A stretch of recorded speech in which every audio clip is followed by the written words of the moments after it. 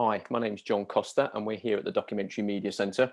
So today is Thursday, Friday, Saturday, Sunday, day 4 of the 10-day conflict reportage archive programme around conflict, memory and education. And I'm delighted that my colleague, Dr. Rob Watson, has joined me for our conversation to talk about a joint experience that we had a couple of years ago of visiting S21, or the Tuol Sleng Genocide Museum in Phnom Penh in Cambodia. So how are you, Rob? You okay? Not too bad, January all considered. Absolutely, and it's weird times as well, isn't it? So I'm not quite sure what's going on. Well, at least it was good to watch the inauguration the other day. So kind of that kind of, I just had to sit and watch it to make sure that kind of, yes, Trump had gone and they'd moved on. Yes, talking of conflict memory and conflict resolution and stuff like that, I felt compelled to follow both the president and the vice president on Twitter to at least help them get off zero. I might Yeah, unfollow them at some point in the future, but at least I've done my bit at the beginning. and I think there's a lot to be learned about the kind of the symbolic nature of that.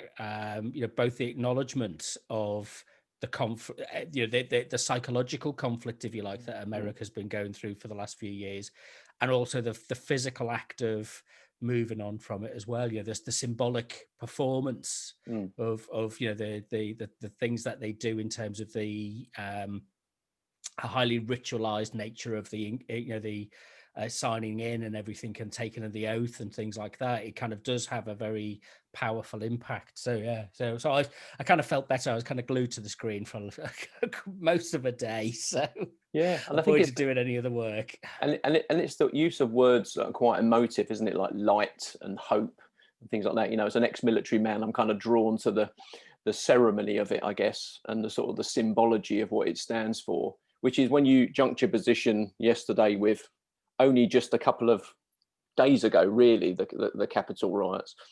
For the first time, probably for a lot of Americans, what they'd seen on their television, probably with their own behavior overseas in places like Iraq and Afghanistan, all was playing out in their own backyard. So I think for a Yeah, lot the of people, irony it's a wasn't real. lost. The fortress Washington was what kind of the echo of what they did in Baghdad.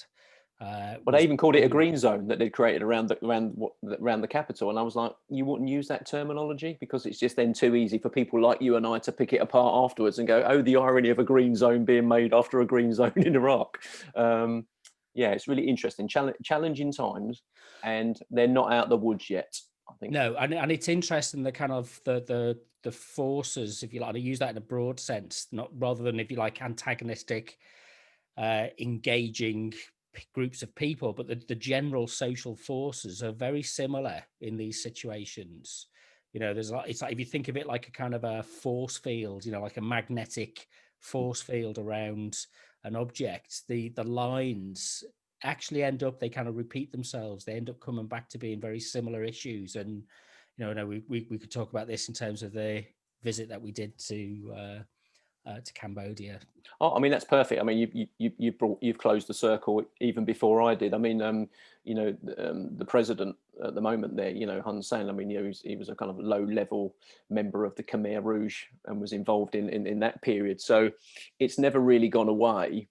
It's just been papered over the cracks and dealt with, a bit like the American Civil War. I mean, a bit of a longer time period, I know, but I think those things, they're always there. We're dealing with it in Britain at the moment, our own kind of sort of, post-colonial British Empire. We've never really dealt with that, and it becomes very emotive with, the toppling of statues and throwing them in the water, but it never really gets dealt with in the fact that someone should have turned around and said, well, yes, we might need legislation for stopping that happening again, but at the same time, we need legislation to make sure we're teaching it in schools rather than learning about the Mary Rose. So I think, we need to challenge some of that behaviour.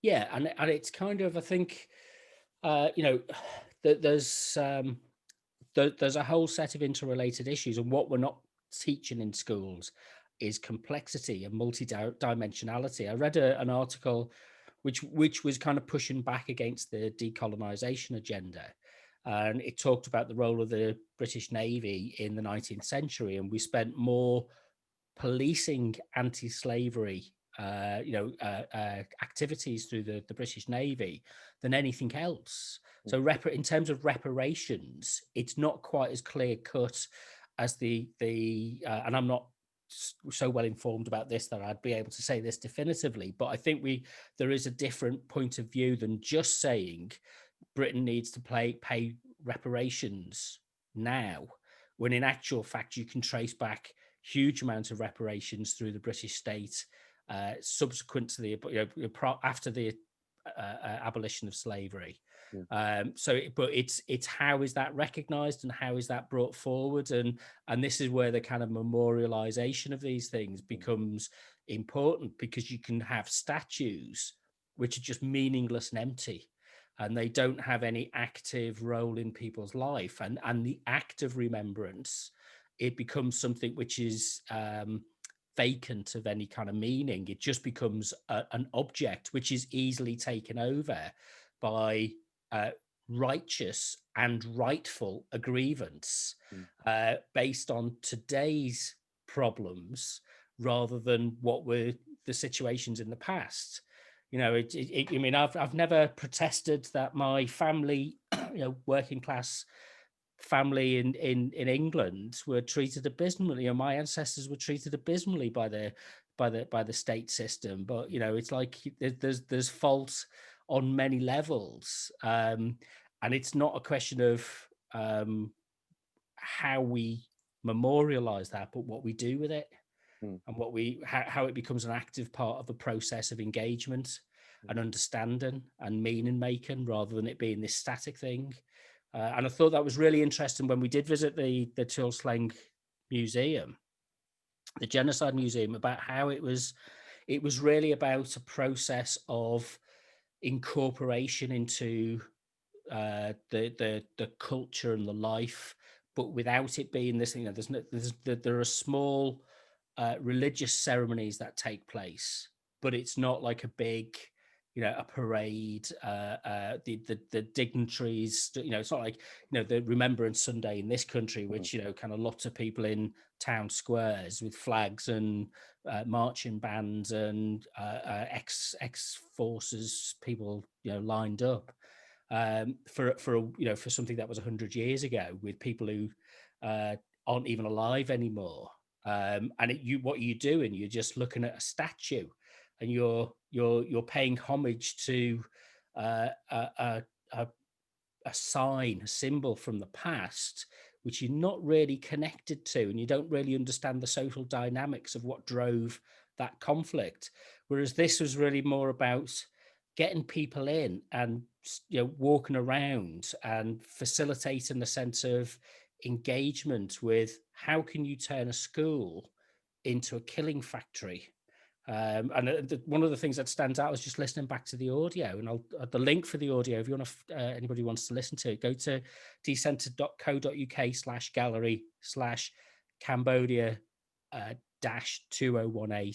I'm sure you'll share the link in the resources. But one of the things he says, that when they discovered the center after the Vietnamese came in and took the city back, it was the smell.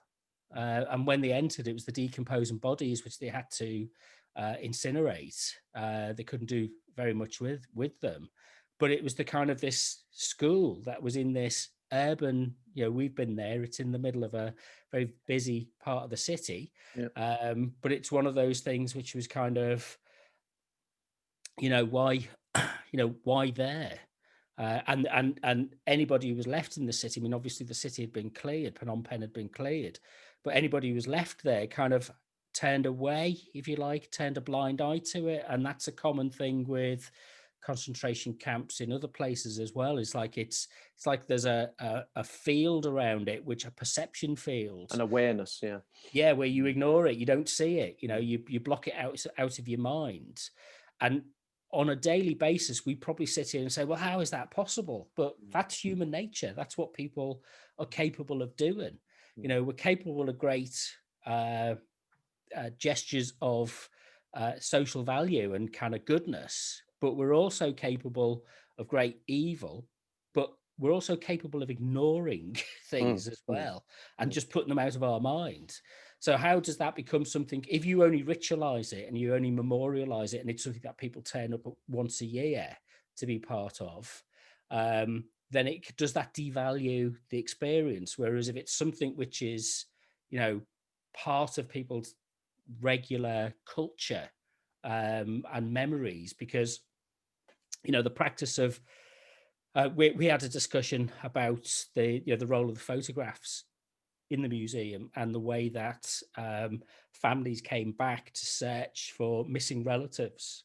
And for, it wasn't a museum to begin with. It was a center of information for storage and records, because they kept, fairly bizarrely, as in these situations often happen, the perpetrators of a genocide seem to like to keep records about these impeccably things. kept records, photographic records as well, isn't it?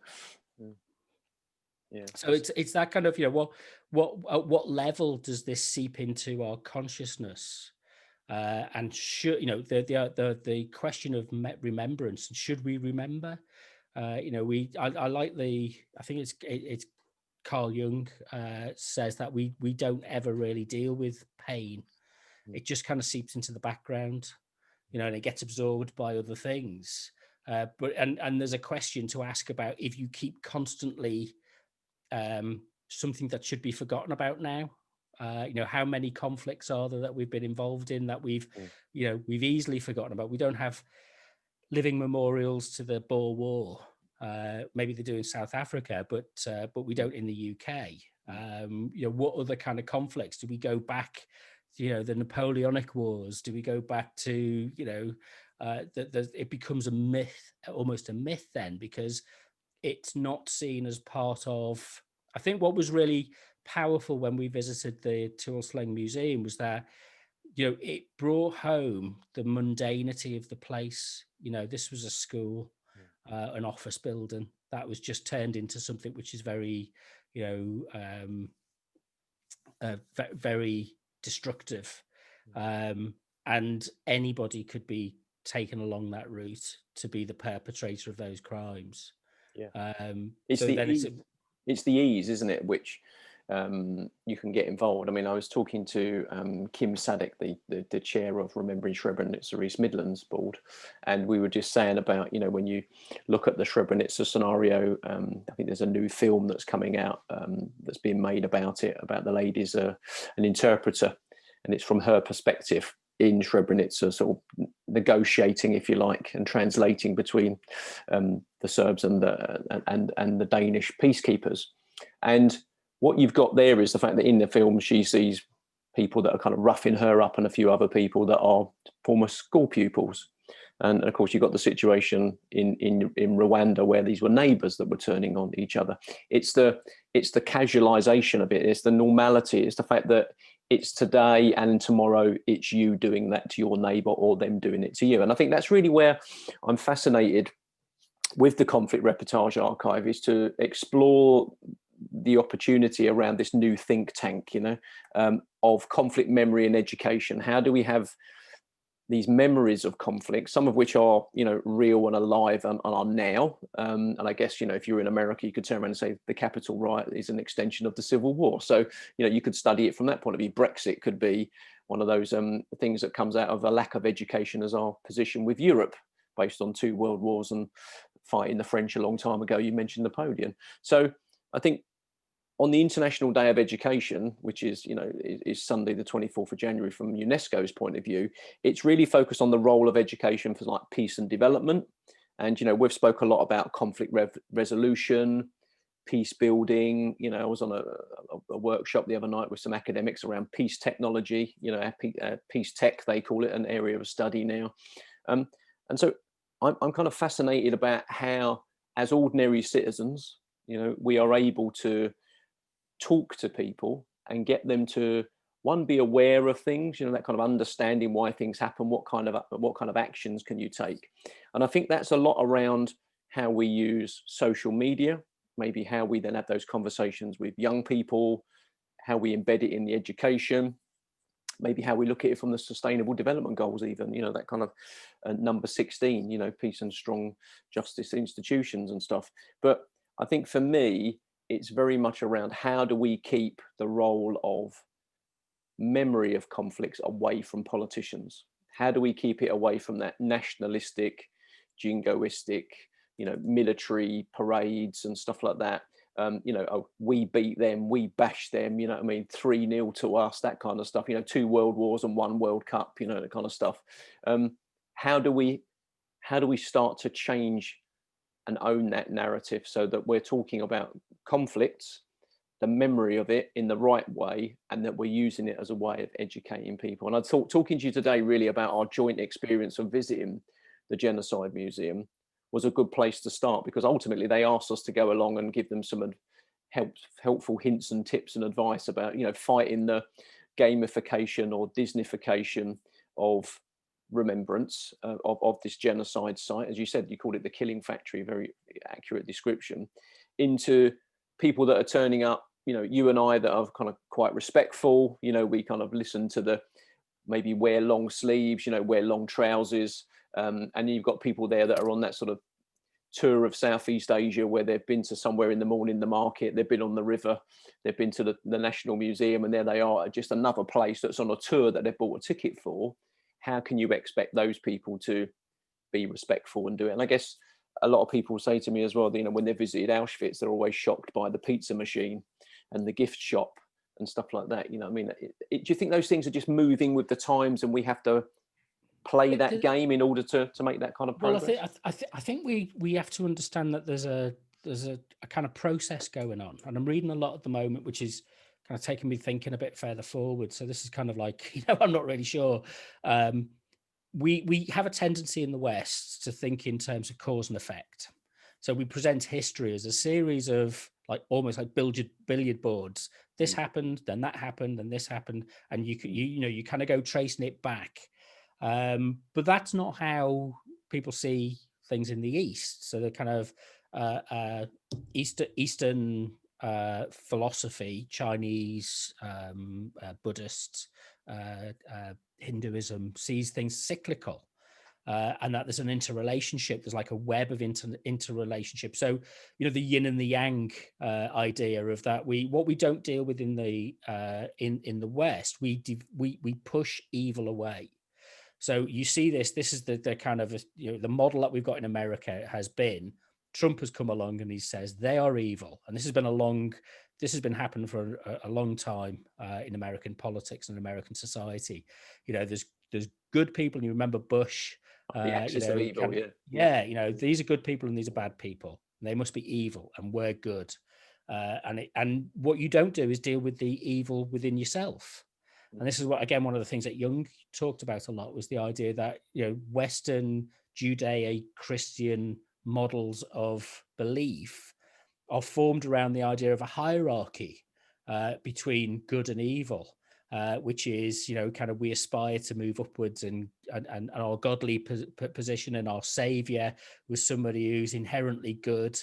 But where does the devil come from then? Well, that comes from this other place, and we don't really acknowledge it. Whereas in a kind of an Eastern mindset, it's an integrated. We are both good and evil, and it's how and when and in what way we mediate those things within us.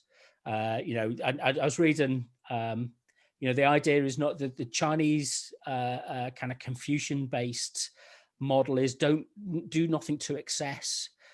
Don't be too successful, don't be too poor. Always strive to be, just enough, kind of thing. Just be content with how, don't try and, because otherwise what happens is you push yourself to extremes. And I think in psychological terms, Trump was an example of a very unbalanced extreme, which could, if not arrested properly, go down the route of Nazism, fascism, quite clearly. But that doesn't mean to say that and I think that the Cambodian experience is incredibly powerful to remember that the kind of the evils that are let loose in humanity are quite capable of coming through from an Eastern mindset as well. The Japanese, kind of history from in the 1930s and leading through to the Second World War, that is inherent within our human nature. So what are we memorializing? you know, and we in the West tend to separate these things. We tend to separate it winners and losers. You know, we tend to separate it, you know, as part of a march of progress. And we see that, you know, I mean, this is full of Biden's inauguration speech, which still plays to that kind of model. That it's like, although he's talking about empathy and, you know, friendship and reciprocation and things like that, you're still in a situation where you're talking about their steps forward along the way toward building that better, you know, that more perfect union, I think was the phrase that they use. And actually it doesn't see things in terms of I think what's creeping in, which is useful, is that idea of actually we are being more influenced by a more Eastern style of thinking, which is about harmony rather than order. So the Western model really does focus on things on being ordered, a well-ordered history, a well-argued, logical presentation of facts, rather than the harmonious interplay of things. So when we asked, to bring this to an example, when we asked the guy about, you know, what's it like, the reconciliation, well, they didn't prosecute people. They had, some people were prosecuted, but they all, you know, a lots of people weren't. So they're still members of society. And it's where do your checks and balances come in from that? You know, the kind of, we asked about revenge. You know, why? And it's like, well, you know, where does it go? Where does it take you? And what do you get out of that? What do you become if you become the revengeful, you know, demonizing kind of monster? You become as bad as the people who've perpetrated a crime against you. And I thought that was incredibly powerful as a kind of truth, and we've talked about this a lot of times before, about truth and reconciliation. So our model of education around this, I think, isn't so straightforward as, you know, the danger is that you just present facts, and this you know, the history of the Vietnam War, this took place and this took place and this took place, and what it doesn't do, yes, there's power imbalances. It's very interesting if you read something like Arnold. I managed to read Arnold Toynbee, the a study of history, which is like, I didn't read all the 14 volumes. I read the 2 abridged volumes. And he kind of talks about, he recognizes that there's cycles that lead to the destruction and the, you know, it's different civilizations. And one of the facets that he talks about for an indicator of the decline of a civilization is an overfocus on militarization. So what you do is you end up spending more money on your military, and what you create in the process is a proletariat, either an internal or an external proletariat, who, and you could argue that in the United States, is that what's happened is with the, you know, the over 30 or 40 years, the closure of factories, the lack of, you know, the lack of socialization of public services and jobs and things like that. You've created a disaffected internal proletariat, which somebody like Trump can come along and tap into. But that goes hand in hand with pay the you know, the unbelievably large figures, you know, sums of money on military. You know, and keep priming the military, and you then look for military ventures, and what happens is you lose the integrity of your society, and it collapses in on itself. And I wonder if, you know, the kind of you know, we you know, here in the UK, that has been, you know, something which doesn't get discussed. We've got the smallest armed forces now that we've had for many years, and people, oh, this is terrible. No, it's a good thing. You know, it's actually, because it takes our focus away, and our armed forces are now being used for you know, to hand out vaccines and to hand out sandbags for flooding, and they're seen as a social service. They're not seen as a military force anymore. So it, you know, so it recycles on itself, and you're asking, what is it we're remembering? And we're remembering public service, but we're not remembering conflict, and we're not remembering. I think this is the part where I have a lot of you know, kind of empathy with the you know, the decolonization agenda, which is that you're not being remembered for the historical conflicts that your kin suffered in the past, and that when they go unacknowledged, that's when resentment festers. So it's got to be something, you know, that thing about the victor writes the history books. We perhaps maybe should have moved on from that now. And I'm not arguing for whole scale rewriting history, but there needs to be a kind of a commitment to open discussion and open engagement, and about good and bad, not yeah, just the good and how we want to remember it. And I guess yeah. also as part of a multicultural society as well, if you're expecting cultures to coexist, then you have to understand the impact on each of those cultures of those particular conflicts. Some of those which are obviously in living memory, and also the British And government's involvement in. that fundamentally is a separate is a different and separate issue, no less important and no less urgent, because what we've not done, or what a lot of countries don't do, and America is a good example of this, we don't prepare people for, this is what the multicultural society looks like. You know, this is what the diverse, inclusive society looks like. That's you know, we've gone back, we've regressed to teaching kings and queens, but we're not teaching practical things like where does the choice in pronouns for your identity come from? That's seen as something which creates consternation, but it isn't put into a kind of model of saying, well, hang on a minute, there's a social process happening here, there's changes taking place. How do we understand this? So you know, I saw an article the other day where somebody had said that they were selling an e-bike on eBay or something like that, and they said it was the person that was going to buy it from them. So I'm not going to buy from a Scouser. It's like I haven't heard that, you know, kind of that kind of. It still happens, you know, the blacks, the Irish, the Jews. There's still that element there of stigmatization, which is embedded, and that's the thing. Multiculturalism and diversity and inclusivity haven't been explained or demonstrated and put into practice. As it's, you know, it depends, a generational thing maybe, but not always.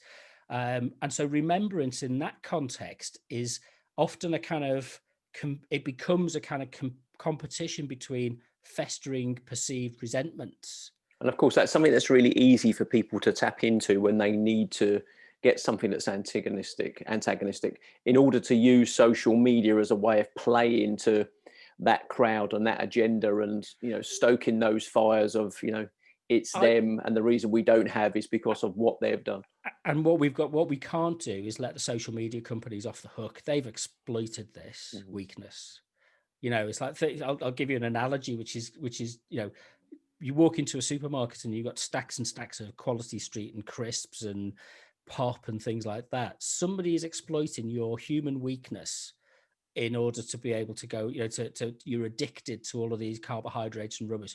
Somebody in a social media company or a newspaper is exploiting your weakness to indignation, to a sense of common identity based around certain things.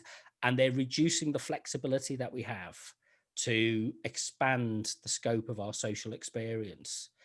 Because they're putting clear boundaries around it, or they're dividing people, and they're saying that, you know, it becomes antagonistic then. So you can't move on from that. And the only way to move on is to, you know, that thing of put yourself in somebody else's shoes. Look, and you need brave leaders, you know, Mandela. And I was very impressed with Biden's speech. It wasn't a technically flourishing speech, but it's quite human. It's quite heartfelt. And as a response to the kind of deranged, insane kind of demagoguery that you got from Trump, it put it in a context that it's all, I mean, paternalistic, yeah, massively paternalistic, but, you know, it showed a bit of wisdom.